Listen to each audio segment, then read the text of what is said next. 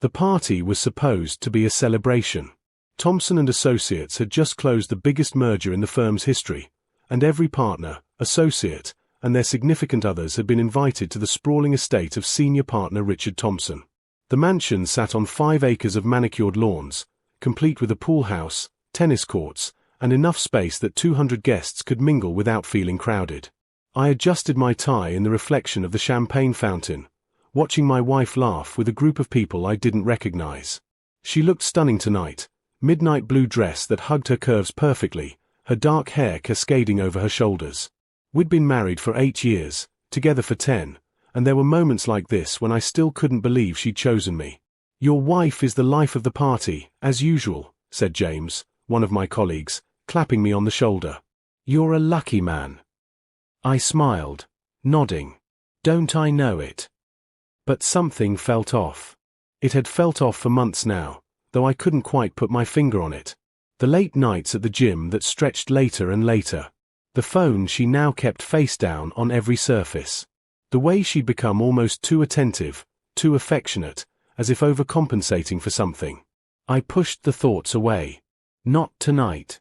Tonight was about celebration, about success, about enjoying the fruits of all those 70-hour work weeks. "I'm going to grab another drink," I told James, making my way toward one of the many bars scattered throughout the property.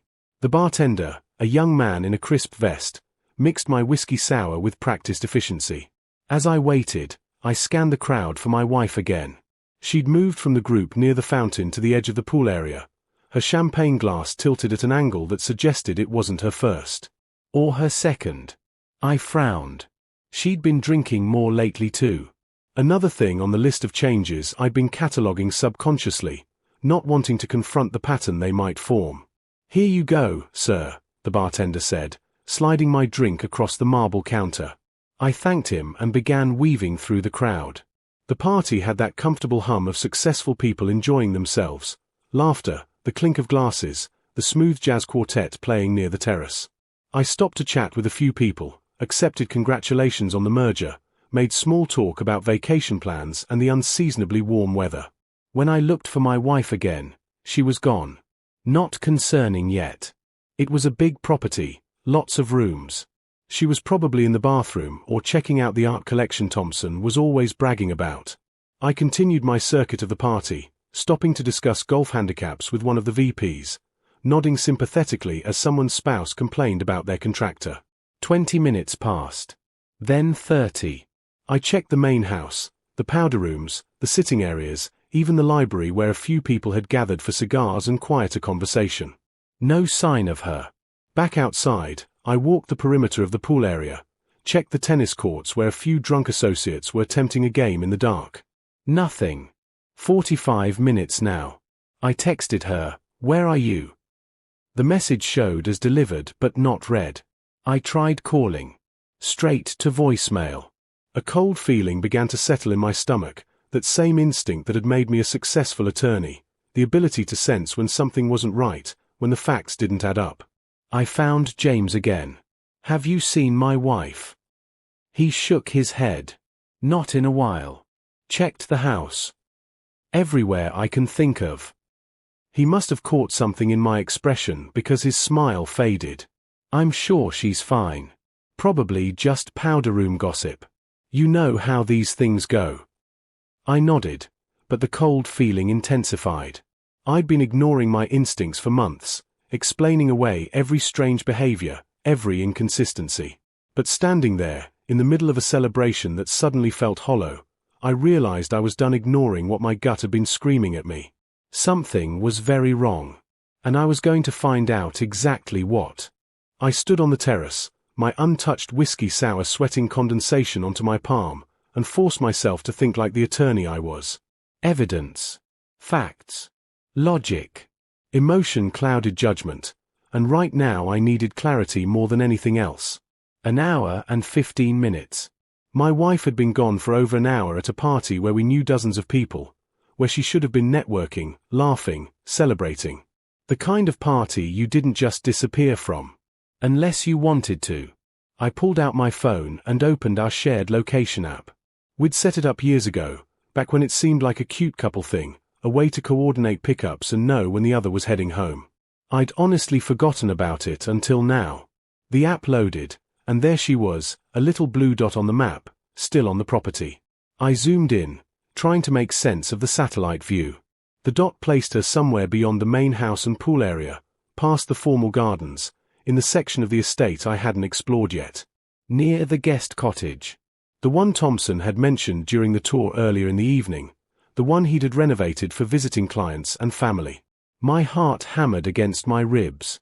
There could be innocent explanations. She could be getting fresh air, taking a phone call away from the noise, escaping the crowd for a moment of peace. But she wasn't answering my texts or calls. I made my decision quickly. Rather than stumbling around in the dark, possibly alerting her to my search, I needed to be smart about this. I found one of the event coordinators, an efficient woman with a tablet who'd been managing the catering staff all evening. "Excuse me," I said, turning on the charm that had won over countless juries. "I'm so sorry to bother you, but my wife isn't feeling well, and I think she went to lie down somewhere quiet. Mr. Thompson mentioned there's a guest cottage. I want to check on her, but I'm not sure how to get there in the dark." The coordinator's face filled with concern. "Oh, of course. Poor thing. Yes, the cottage is just past the rose garden, down the stone path. There's lighting along the walkway. Is there anything I can get her? Water? Aspirin?" No, I'm sure she just needs a moment. Thank you so much." As I walked away, I caught sight of Thompson himself holding court near the pool. Something made me pause, made me watch him for a moment. He was laughing, gesturing with his champagne flute, playing the magnanimous host. But every so often, his eyes would flicker toward the back of the property, toward the gardens, toward the cottage, toward where my wife was. The cold feeling in my stomach turned to ice. I followed the stone path through the rose garden, my footsteps silent on the smooth flagstones. The party sounds faded behind me, replaced by the chirp of crickets and the gentle splash of a fountain.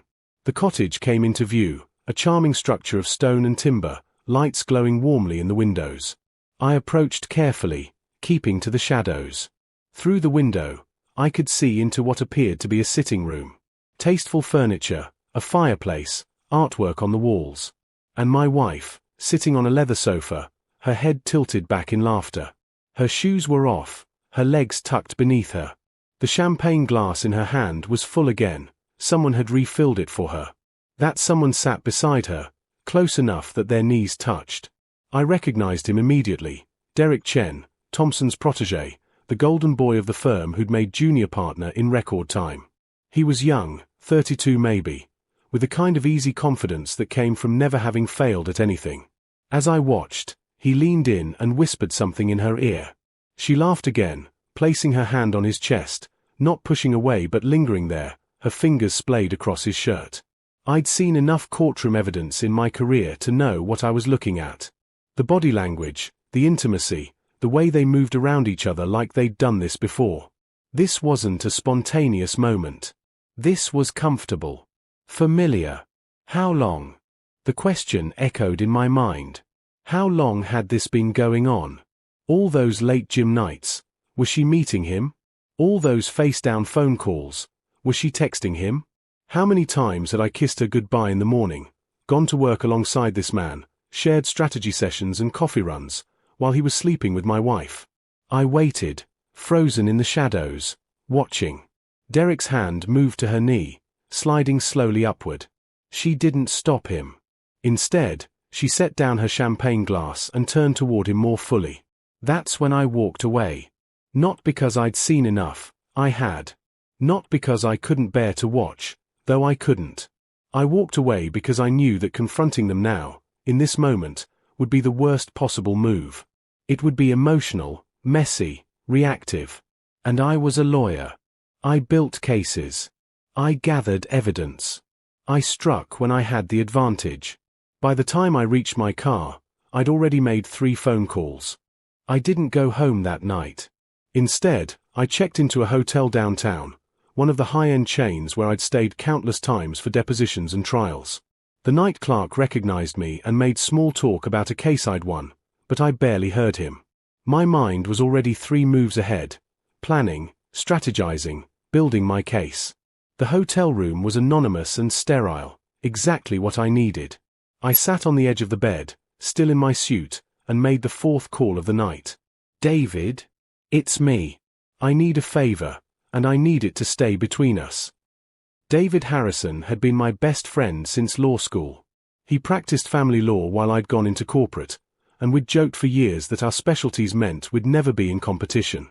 Now I was grateful for that choice. It's midnight, he said, but his voice was alert. What's wrong? I need a divorce attorney. The best you know. Someone who's absolutely ruthless.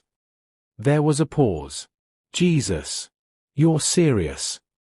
Dead serious. And David? I need someone who can move fast. I want papers drawn up by Monday morning. That's 2 days from now. I know what day it is. Another pause, longer this time. What happened? I told him. Not everything, I couldn't quite bring myself to describe what I'd seen in detail, but enough. His anger on my behalf was palpable even through the phone. I know someone, he finally said. Kathleen Morrison. She handles high net worth divorces, specializes in cases with complications. She's expensive as hell but worth every penny. I'll call her first thing tomorrow, explain the situation. She'll want to meet with you immediately. Good. And David? I need recommendations for a forensic accountant and a private investigator. You think there's more? I don't know. But I'm going to find out everything before I make my move. Every detail. I'm not leaving anything to chance. I'll send you names within an hour. After I hung up, I sat in the darkness of the hotel room and let myself feel it. The betrayal, the humiliation, the rage. I'd given this woman 8 years of my life. I'd worked brutal hours to give us a comfortable life, to save for the future we'd planned together. Children, she'd said. Maybe next year. Always next year. Had she ever meant it? Or had I been the safe choice, the stable provider, while she looked elsewhere for excitement? My phone buzzed. A text from her, finally, "Where are you? Party's winding down." I stared at the message for a long moment, then typed back, "Got a call from a client. Emergency situation. Had to leave. Don't wait up, I'll be at the office all night. Uber home." 3 little dots appeared, disappeared, appeared again. Okay. Love you. Love you. I set the phone down without responding. The next 36 hours were a blur of calculated action. Saturday morning, I met with Kathleen Morrison in her office. She'd agreed to come in on a weekend after David explained the urgency. She was exactly what I needed. Sharp, clinical, unsympathetic to cheating spouses. "I understand you want to move quickly," she said, her fingers steepled on her desk. "But I need to know why. Speed costs more and limits our options. Because every day I pretend not to know is a day I have to lie next to someone who's been lying to me for God knows how long," I said flatly.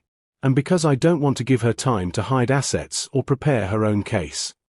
Kathleen smiled, a predator's expression. "Fair enough. Tell me everything about your financial situation." I did. The shared accounts, the house we own jointly, my retirement accounts, her significantly smaller income from her part-time consulting work. The prenup we'd never bothered with because we'd been young and in love and sure we'd last forever. Any children? No. That simplifies things. Pets? No. Even better. Affairs typically don't impact asset division in this state unless marital funds were spent on the paramour, but it can influence alimony. We'll need evidence. I'll have it. The private investigator, a former FBI agent named Russo, met me at a coffee shop that afternoon. He listened to my story with the detached interest of someone who'd heard it all before. "Social media first," he said, pulling out a tablet. "You'd be amazed what people think is private. What's your wife's full name?" I watched as he navigated through databases I didn't know existed. Public records, social media cross-references, professional networks. Within an hour, he'd found 3 photos of my wife and Derek together at various events over the past 6 months. Nothing obviously romantic, but there they were, again and again, in the background of other people's pictures. "I'll need a few days for the full workup," Rousseau said. "Phone records, credit card statements, if you can get me authorized access, that speeds things up considerably." I thought about the shared credit card, the one I was the primary holder on. "I can get you what you need." Sunday morning, I told my wife I had to go back to the office. More emergency client work. She barely looked up from her phone. "Sure, honey," she said absently. "I'm meeting Claire for brunch anyway." Claire. Her best friend. I wondered if Claire knew. I wondered how many people knew, how many times I'd been the fool walking into rooms where people stopped talking, where knowing glances were exchanged behind my back. Instead of the office, I went to a storage facility and rented a unit. Then I went home, to what would soon be her home alone, and methodically began packing my personal items. Important documents, sentimental photos of my family, my grandfather's watch, my law school diploma. Things that mattered to me, things I wanted to ensure stayed mine. I worked carefully, taking only what was unquestionably mine, leaving no obvious gaps that would alert her before I was ready. By Sunday evening, I had everything in place. Kathleen had the divorce papers ready for Monday morning. Rousseau had preliminary findings confirming what I'd witnessed: numerous meetings, suspicious credit card charges at hotels in the city. The moving company I'd hired was scheduled for Monday at dawn. I went back to the hotel and slept better than I had in months.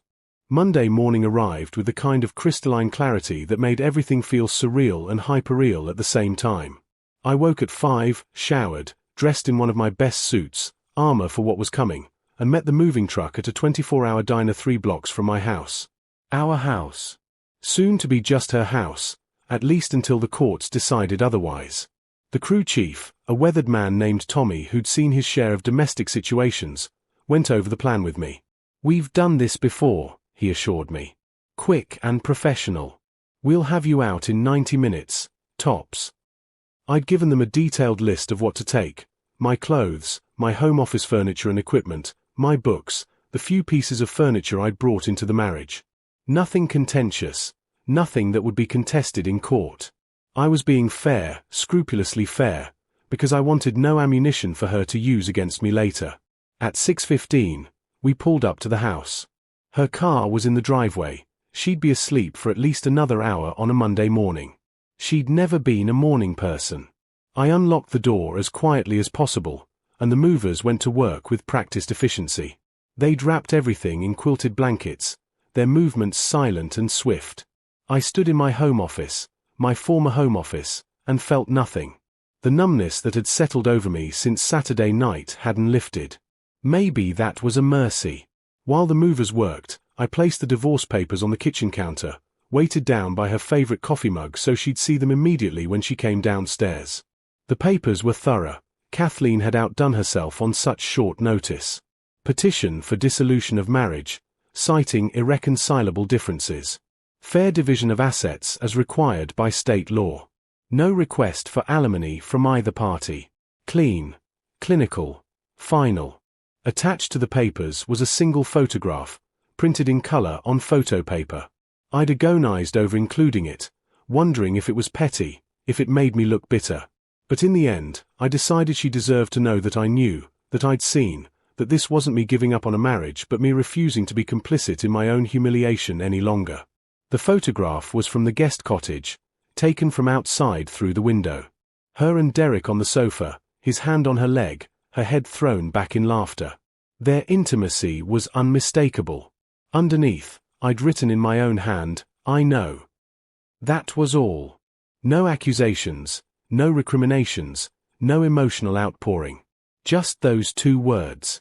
By 7:30, the truck was loaded. I walked through the house one final time, this place where I'd imagined growing old, where we'd hosted dinner parties and celebrated anniversaries, where I'd carried her across the threshold 8 years ago with such hope and joy. In the bedroom, I could hear her soft breathing, still deep in sleep. I stood in the doorway for a moment, looking at the shape of her under the covers. Part of me, the part that had loved her for 10 years, wanted to wake her up, to give her a chance to explain, to beg for forgiveness, to promise it would never happen again. But I knew better. I'd seen too many cases, heard too many stories. Cheating was rarely a one-time mistake. It was a pattern, a choice made over and over again. And even if she begged, even if she cried and swore she'd change, I knew I'd never be able to trust her again. Every late night, every unexplained absence, every face-down phone would resurrect this feeling, this hollow, gutted sensation of having been made a fool. I deserved better than a life sentence of suspicion and doubt. I pulled the door closed without a sound and walked out of the house for the last time. At 8, I was in Kathleen's office, signing paperwork. The process server will deliver a copy to her at noon, she explained. Protocol requires it, even though she'll already have the papers you left. By this afternoon, she'll likely try to contact you. I strongly advise you not to answer. Let her reach out to her own attorney, and we'll handle everything through proper channels. What if she comes to my new place? Where are you staying? Extended stay hotel for now. I'll look for an apartment this week. Perfect. If she shows up, don't let her in. Don't engage. Call the police if she refuses to leave. I know this sounds harsh, but you need to protect yourself legally. Any communication between you two at this point can be used in court. What about work? I'd been dreading this question. Derek and I worked at the same firm. While we weren't on the same team, we'd inevitably cross paths. That's trickier. You can't dictate who your wife has relationships with, even at your workplace, and confronting him could potentially affect your position. However, if there was any misuse of firm resources, company time, expense accounts, that sort of thing, that's a matter for HR and the partners. I thought about this. I'll need to discuss it with senior management. Discreetly. Do you have an HR department you trust? I trust our managing partner. He's old school, big on ethics and firm reputation. Good. Document everything before that conversation. Dates, times, any evidence you have. Make it about the firm's exposure, not your personal situation. By 9, I was at the office. I'd beaten most of my colleagues, deliberately arriving early to avoid questions about why I looked like I'd aged 5 years over the weekend. In my office, I closed the door and began preparing my documentation. At 9:30, my phone started ringing. Her name lit up the screen. I let it go to voicemail. Immediately, a text. What the hell is this? Another call. Another text. You can't just leave divorce papers and disappear. We need to talk. Then, please call me. This is insane. I turned my phone face down on my desk and got to work. At 10, I had a meeting scheduled with Gerald Thompson, the managing partner. Before I went, I received an email from Russo, the investigator. Initial report attached. More to come, but thought you'd want to see this ASAP. I opened the attachment. Phone records showing hundreds of texts between my wife and Derek over the past 6 months. Credit card statements showing hotel charges, expensive dinners. A timeline of their encounters that made my stomach turn. 6 months. At minimum. Possibly longer. I saved the file, composed myself, and went to Thompson's office. Gerald Thompson had been practicing law since before I was born, a silver-haired titan of the legal community whose handshake could seal a deal and whose disapproval could end a career. He looked up from his computer as I entered, his reading glasses perched on his nose, and gestured to the chair across from his massive oak desk. "You look terrible," he said bluntly. "What's going on?" I'd rehearsed this conversation in my head a dozen times, trying to strike the right balance between professional and personal, between protecting myself and not appearing vindictive. In the end, I decided on directness. "I'm filing for divorce," I said. "My wife has been having an affair with someone at this firm. I wanted you to hear it from me before it becomes office gossip." Thompson's expression didn't change, but something flickered in his eyes. "I see. I'm sorry to hear that. Who?" "Derek Chen." Now Thompson's face did change. He removed his glasses slowly, set them on the desk, and leaned back in his chair. "You're certain?" "I have photographic evidence, phone records, credit card statements showing hotel visits. Unless they've been conducting an intensive business partnership I'm unaware of, Yes, I'm certain. Does Derek know you know? Not yet. My wife found out this morning. I imagine she's contacted him by now. Thompson was quiet for a long moment, his fingers steepled under his chin. You understand this puts me in a difficult position. Derek is a partner in this firm. I can't terminate him based on his personal relationships. I'm not asking you to. But I thought you should know that this affair has been conducted, at least partially, on firm time and possibly using firm resources. My investigator is still compiling a full report, but there are hotel charges during business hours, expense account dinners that appear to have been for 2 people rather than client meetings. If you want to verify that yourself before taking any action, I understand. And what do you want from this conversation? I want you to know so you're not blindsided. And professionally, I need assurance that this won't affect my position at the firm. I've given 14 years to this place. I'm not going to let her affair cost me my career too. Thompson nodded slowly. That's fair. And you have my word, this won't impact your standing here.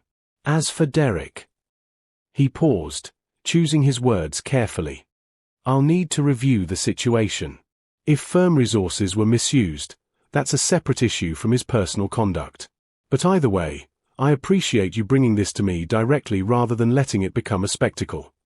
I'm trying to handle this with as much dignity as possible. You're doing better than most would in your situation. Thompson stood, extending his hand. Take whatever time you need this week. And if you need a recommendation for a good divorce attorney, I know several. I'm already represented, but thank you. As I left his office, I felt a small measure of relief. At least my professional life was secure, even as my personal life imploded. Back at my desk, my phone showed 17 missed calls and over 30 text messages. I scrolled through them without reading most. Anger, denial, pleading, more anger. A few from numbers I didn't recognize, probably her friends, maybe her family. One message stood out, though. From Derek, we need to talk. This doesn't have to be messy. I almost laughed at the audacity. He'd been sleeping with my wife for at least 6 months, and he thought we could have a civilized conversation about it? That we could somehow negotiate this like a business deal? Instead of responding, I forwarded the message to Kathleen with a note, for the file. Around 1 in the afternoon, there was a knock on my office door. James, my colleague from the party, stuck his head in. Hey, got a minute? Sure. He closed the door behind him and sat down, looking uncomfortable. Look, I don't know what's going on, and you don't have to tell me if you don't want to. But word's spreading that you and your wife are splitting up, and Derek just got called into Thompson's office looking like he'd seen a ghost. So I'm guessing it's all connected, and I just wanted you to know, if you need anything, I'm here. Okay. The unexpected kindness almost broke through my numbness. Thanks, James. I appreciate that. For what it's worth, a lot of us had suspicions. About Derek and, well, we just didn't know how to tell you, or if we should. I'm sorry. After he left, I sat alone in my office and let that sink in. People had known. People had suspected. And no one had said anything because it was awkward, because they didn't want to get involved, because it was easier to look away. I didn't blame them. I probably would have done the same thing. By 5, I was done pretending to work. I gathered my things and headed to the extended stay hotel that would be my home for the foreseeable future. The room was clean and anonymous, a blank slate. It felt appropriate. My phone rang again. Her name. This time, I answered. Finally, she breathed. We need to talk. This is crazy. You can't just. I can, I interrupted. And I did. You'll be hearing from my attorney. All communication should go through her. I deserve a chance to explain. Explain what? That I didn't see what I saw? That the photograph is fake? That 6 months of hotel visits were all coincidences? Silence. Then, quietly, how long have you known? Long enough to do this right. Long enough to protect myself. Long enough to realize that the woman I married wouldn't have done this, which means I don't know who you are anymore. It's not, it didn't mean, she was crying now. It was a mistake. I was confused, and he was there, and you were always working, and I just felt so lonely. Stop. I don't want to hear the justifications. I don't want to hear how it's somehow partially my fault for working hard to give us a good life. I don't want to hear any of it. Please. Don't do this. We can go to counseling, we can fix this. No, we can't. It's done. Sign the papers, get your own attorney, and let's end this with whatever dignity we have left. I hung up before she could respond. Over the next few days, pieces fell into place. Derek was placed on administrative leave while the firm investigated his use of company resources. Apparently, he charged several hotel stays and expensive dinners to his corporate card, claiming they were client entertainment. When no corresponding client meetings could be verified, his employment was terminated. My wife hired an attorney who tried to argue for a larger share of assets, claiming she'd sacrificed her career for our marriage. Kathleen demolished that argument with evidence of her minimal contributions to our household income and the fact that she'd spent marital funds on her affair.